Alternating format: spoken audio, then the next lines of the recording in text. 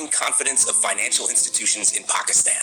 IFC commits $400 million for Reko Diq project. Reko Diq project set to breathe new life into national economy, a strong step towards Pakistan's development.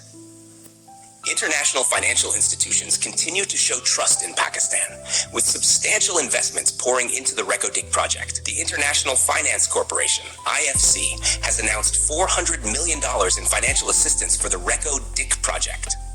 With this, IFC's total investment in the Reko Diq project reaches $700 million. The total cost of the Reko Diq project is $6.6 billion, which will be funded through a mix of loans and equity from a consortium of financial institutions. The project is expected to generate up to $74 billion in revenue over a span of 37 years.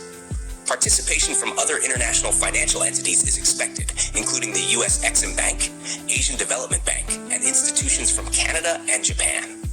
IFC head Maktar Diop stated, "We are increasing our focus on infrastructure, energy, and natural resources in Pakistan." He added, "We will double our investments in Pakistan's energy and natural resources sectors." Reko Diq, Pakistan's largest copper and gold mining project, is expected to begin production by 2028. The project is set to boost development in Baluchistan and create extensive employment opportunities.